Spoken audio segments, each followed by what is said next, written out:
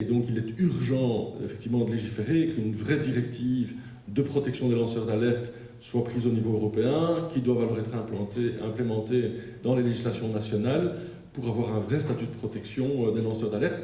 Mais on ne voit rien venir de très concret, alors que ça fait quand même, c'est pas nouveau, ces débats-là, ça fait longtemps que ça doit venir. On parle de protection juridique pour les lanceurs d'alerte, mais il n'y a pas que ça, parce qu'il faut bien constater, et tu l'as dit toi-même à propos des exemples repris dans ton intervention, que finalement, même s'il y a une protection juridique, il faut quand même protéger peut-être autrement les lanceurs d'alerte purement par un aspect légal. En quoi est-ce que finalement une activité telle que menée par Julian Assange est plus dangereuse pour des États qu'une directive? Assange est dangereux pour les États parce qu'il met à bas peut-être une des caractéristiques fondamentales de l'État moderne, c'est son contrôle sur l'information. Même si en fait on a cherché à invisibiliser ces dispositifs, jusqu'à il y a peu, toute l'information que vous receviez passait par le filtre de l'État. Pour ouvrir un journal, il fallait une autorisation de l'État. Pour diffuser à la radio ou à la télévision, il fallait une licence de l'État. Et de façon générale, tous les moyens de communication d'ampleur, même pour ouvrir un opérateur téléphonique, donc pour pouvoir après communiquer, il fallait demander une licence à l'État qui, entre autres, imposait des mesures de contrôle et de possibilités d'espionnage des communications. Donc, jusqu'à il y a peu, toutes les communications, toute forme d'échange humaine qui allait au-delà de l'inter-individuel ou de l'échange physique, passait par le contrôle de l'État. Et l'État utilisait ce pouvoir pour contrôler ce qui était pensé, ce qui était dit. Je ne vous parle pas de censure au sens classique du terme seulement, c'est-à-dire on empêche un article de paraître, ce qui est la censure que l'on associe aux États dictatoriaux qui nous semblent étrangers, ou tout simplement toute une série de dispositifs législatifs sur la diffamation, etc., qui vont faire que vous ne pouvez pas raconter n'importe quoi, ou en tout cas n'importe comment. Et là-dedans arrive Wikileaks qui se propose de tout seul construire un espace sécurisé dans lequel vous pourrez transmettre complètement en dehors du contrôle de l'État des informations à une plateforme qui elle-même sera complètement en dehors de tout contrôle de l'État et qui révélera sans aucun lien, que ce soit avec des médias existants qui eux-mêmes sont contrôlés plus ou moins directement par l'État, voire souvent créés par l'État, même des grands journaux comme Le Monde est créé, ou l'AFP, l'AFP c'est une agence donc, qui va nourrir l'ensemble des rédactions du Monde d'informations de première main. La plupart des informations que vous lisez ne sont pas produites par les médias elles-mêmes, elles sont produites par des agences, des journalistes d'agences, qui eux-mêmes vont redistribuer ce qu'on appelle des dépêches, qui vont être reprises par les journalistes, qui vont éventuellement être améliorées par les journalistes, parfois pas, et ça faisait, pour certains médias, jusqu'à 80% du contenu d'information produite, et donc reçu par les citoyens. Or, ces agences, il faut détruire cette chose qui a le culot de ne publier que des informations vraies et vérifiables, parce que la seule chose que Wikileaks publie, c'est des documents originaux, mais qui sont intouchables, parce qu'ils sont produits par ceux-là même qui vont attaquer Wikileaks ensuite. Il y a un geste très anarchiste de la part de Wikileaks dans cette velléité de transparence complète des appareils de pouvoir, parce qu'ils savent très bien qu'à terme, en faisant ça, ils destituent le pouvoir, en fait. Ils le font s'effondrer. De cette directive ou d'une loi en Belgique, en France, on a quelque chose depuis pas longtemps, on ne sait pas encore si ça a bien marché, mais la loi Sapin 2, et donc en l'absence de ça, il y a besoin de s'organiser comme on peut. Donc l'État concrètement a intérêt en fait à ce que des lanceurs d'alerte, en tout cas sur le côté financier des choses, dévoilent des informations, notamment des montages fiscaux, et on voit des lanceurs d'alerte qui s'enrichissent en fait concrètement. Si on arrive à montrer qu'il est avant tout motivé par des questions, par un intérêt financier, mais c'est du pain béni. Je veux dire, la multinationale, elle a juste à dire, mais regardez, c'est un profiteur comme tout le monde, quoi. Donc je crains qu'une incitation financière soit une arme qu'on offre comme ça contre les lanceurs d'alerte. Il m'a fait confiance en donnant ces informations. Maintenant, c'est à moi de faire en sorte qu'il n'est pas fait pour rien. Et donc, j'ai vraiment remué ciel et terre pour essayer de sortir cette information.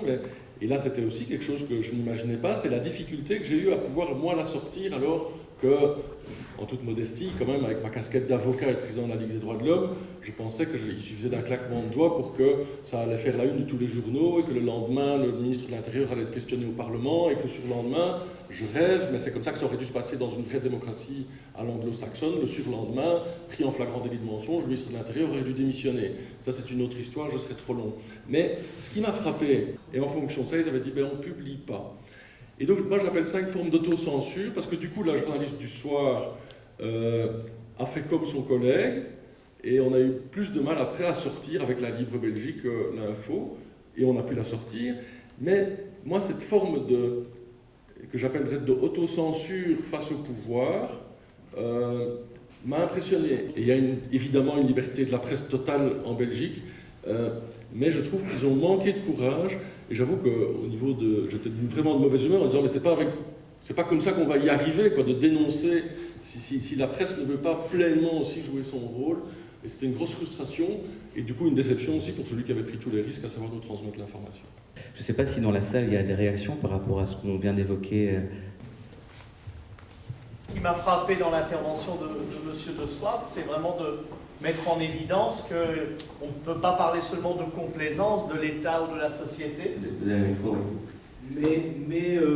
qu'il y a des rouages actifs de l'État, de la structure publique, pour amener à la destruction des lanceurs d'alerte en général.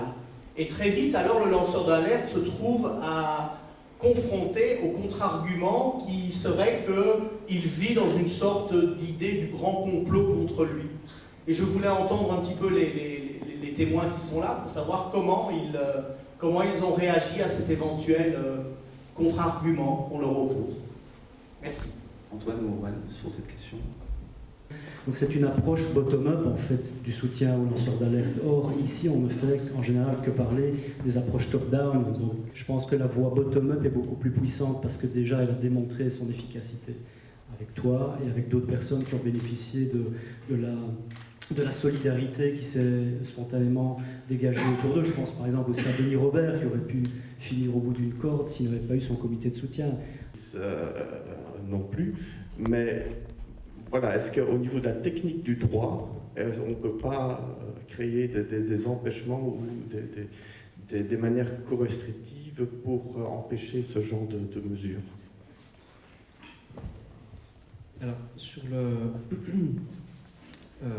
est-ce qu'il y avait un canal interne il y avait des canaux de signalement, mais qui n'étaient pas prévus pour ça, parce que c'était prévu pour, par exemple, des cas de harcèlement ou des choses. Mais là, je veux dire, l'utilité sociale de ça, c'est d'apporter, enfin, quand vraiment on rationalise ça par rapport aux institutions.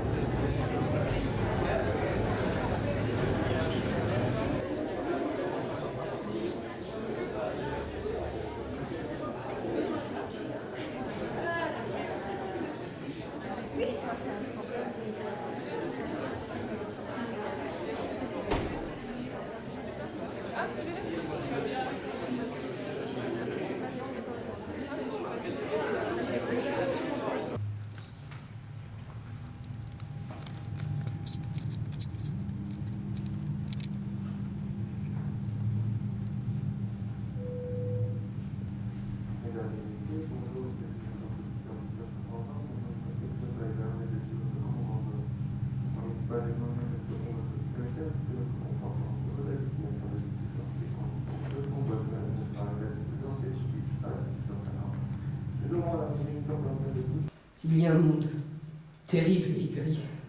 Il est là. Il frappe à ma porte pour que je m'y rende. Que je quitte le lieu qui m'a vu grandir et me perdre en son sein où rien ni personne n'est là pour m'accueillir. Mais moi, je ne me rendrai pas. Je ne sortirai pas. Ma colère est immense et je pourrais cavaler derrière mon ombre 3 fois autour de cette planète que ça ne me calmerait pas. Et ça ne servira à rien. Parce que, une fois dehors, il n'y a plus de fuite possible.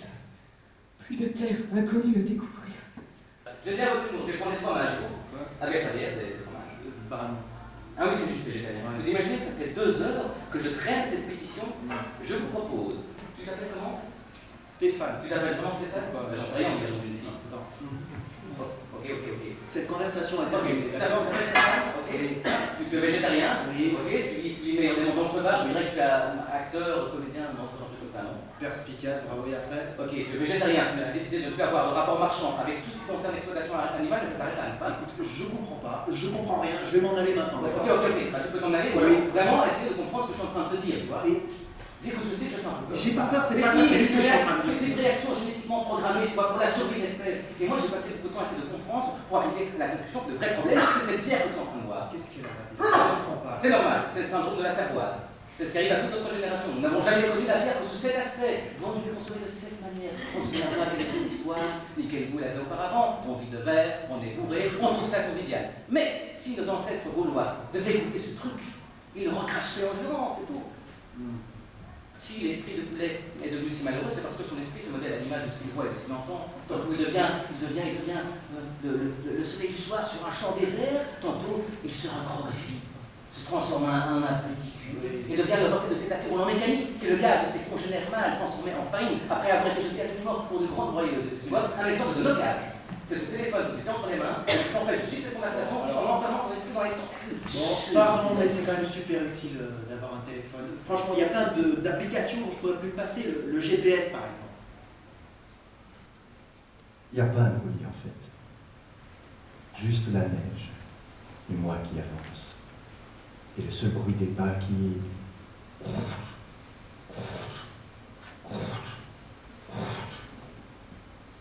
Il fait très froid, très humide. Il y a un peu de brume qui commence à se dissiper, et puis cette petite lumière un peu violette, un peu surnaturelle. Il y a une espèce de conscience de cette forêt que je porte avec moi en marchant. L'autoroute, la bière, le GPS, la machine, tu peux pas être en guerre contre tout ce qui t'entoure. Qu'est-ce que tu veux faire? Que faire, oui, c'est vrai. Ouais, que faire? On va déjà commencer par signer ma pétition, ce serait pas mal. Enfin, il y a quand même des choses plus efficaces à faire que signer des pétitions. Est-ce que tu es déjà dans ma liste? Une fois avec mon grand-père, il était syndicaliste. Ouais. Non, rien, j'adore les syndicalistes.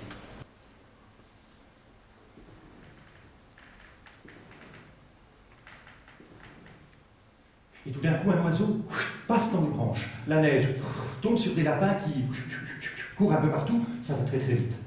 Donc là, je m'arrête. Et je peux voir des petites oreilles noires qui... dans la neige. Ils sont là, à 10 mètres de moi.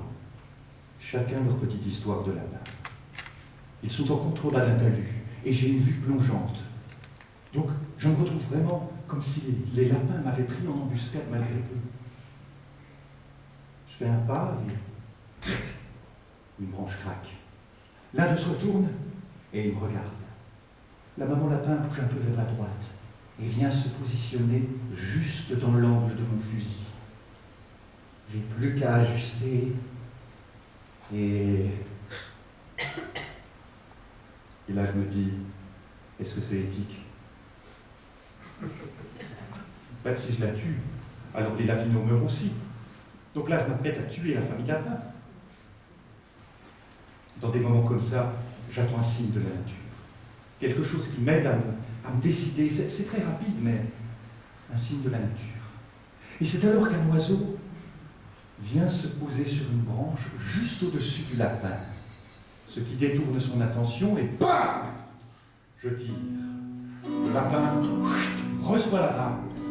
C'est comme ça. Un coup comme celui-là tue instantanément. Mais il peut arriver parfois que les pattes postérieures de l'animal gigotent de façon à ce qu'il rebondisse un peu dans la neige jusqu'à se stabiliser totalement. Tiens, lapin, tu veux peut-être t'asseoir? Ouais, merci. Ça veut rien dire. Qu'est-ce qui s'est passé? On a des manifs contre la vivisection. Je prends cette affaire et on l'emmène à l'hôpital. Les acteurs, ils pourraient nous aider pour l'opération de lundi. J'ai le droit d'en vouloir ici, c'est tout. Oui, mais là, tu n'es pas la seule à décider. On n'a qu'à lui demander de faire une action directe. Et c'est réglé. Ouais, je suis d'accord. Ouais. Ok. En fait, on était à une manif cet après-midi contre les expérimentations animales. On bloquait l'entrée d'un institut de recherche. C'est congé, sans doute, et des Mais c'est la manière, tu vois que c'est moi. C'est quoi? Mais oui, les animaux sont des prisonniers politiques. On fait d'abord des expériences sur les animaux, puis c'est autour des humains, et on regarde en film. Plutôt courageux d'avoir affronté la police. Stéphane, mes collègues, Sacha, Andreas, Gordon. We are the Freedom Club. C'est-à-dire? Ben, on est le Freedom Club. Ah. Tout le quartier a décidé de rester, et moi, il est hors de question de partir, c'est la maison où je suis née. Et puis le Freedom Club a décidé de se consacrer à ce projet d'autoroute. Oui, ça fait à peu près 6 mois maintenant qu'on travaille ensemble à essayer d'empêcher la réalisation de cet édifice monstrueux. Oui, il a fallu 5 ou 6 réunions avant notre première action dans un centre commercial. Vous avez fait quoi? Ivoirien, occulté, boucher d'âne, œillère, figure de défense, œillère, autruche, œillère. Alors là, on prend un problème, tout va bien, donc œillère, autruche, œillère, autruche, on va rien, tout va bien, il n'y a pas de problème. Alors ça, c'est la stratégie de défense du plus petit connard qui puisse exister, c'est de dire que tout va bien. Alors, il ne voit pas le problème, alors il refoule encore. Notre société est malade, et personne ne veut qu'on la psychanalyse. Elle est malade. Elle n'est composée que d'abrutis ineptes, que d'une ribambelle d'atapiques, que de la tourbe. Et oui, il y a des gens qui sont suffisamment cons pour dire encore que, finalement, tous les problèmes, ils sont résolvables par la technologie. Mais c'est un gouffre sans fond, ça, mon vieux. On nous dit ça depuis un siècle, que l'environnement, que la santé, que tout va être résolu par la technologie. Et qu'est-ce qu'on constate depuis un siècle? Que les problèmes s'agrandissent, que la béance s'élargit. Il faut vraiment être con. Ou alors de mauvaise foi, ou alors avoir subi un lavage de cerveau de ta plus tendre enfance. Mais c'est peut-être le cas, tiens. Parce que c'est ça le vrai problème aujourd'hui. Quel est notre héritage contestataire? Quel est notre héritage contestataire? Quelqu'un? Non? Les parents, rien? L'université, rien? Les professeurs, rien? C'est le néant astral. L'air du vide, le désert. On a l'impression qu'il n'y a jamais rien eu. Et donc il faut déterrer de vieux livres sur Internet que plus personne ne lit pour se rendre compte qu'il y avait une pensée critique avant, mais qu'on la connaît pratiquement plus. Oh, parce que c'est une vieille critique, ça, c'est une vieille critique. Oh, ça date de 69. Oh, c'est un peu vieux. Et puis, oh, ça n'a pas changé grand-chose, donc c'est ça, regarde, je l'ai lu et regarde où j'en suis. Eh ben justement, regarde où t'en es, pauvre con! Regarde où t'en es! Tu veux pas regarder où t'en es? Tu veux ma main dans ta gueule? C'est ça que t'es fait? Et aujourd'hui, ils sont quoi? Le vice contre là, assis derrière un bureau, en train de bander, alors une petite stagiaire secrétaire passe et se penche devant eux pour ramasser son stylo qui est tombé à terre, en train de s'imaginer les pires saloperies, en train de la dépiloter rageusement sur le capot d'une voiture, en train de s'imaginer la sodomiser sur un siège en cuir, en train de se faire sucer à du sang à l'heure en conduisant sur l'autoroute, en espérant qu'elle se fasse transpercer par la carrosserie de la voiture, devant ce sang éclabousser leur buste, ce genre de choses absolument effroyable, sorti d'un cerveau dégénéré, qui a tous été contraint par son petit travail. Pas penser, trop difficile. Petit travail, pas penser. Vacances, souffler, pas penser, vacances, souffler, pas penser, souffler. Pas travail, vacances, souffler, pas penser. Et puis, retrait. Puis là, c'est penser, mais là, impossible de penser, caca sur le chez. De toute façon, même si on a quelque chose à dire, on termine dans un home, abandonné de tout le monde, en train de bouffer une espèce de bouillie dégueulasse matin, midi, soir.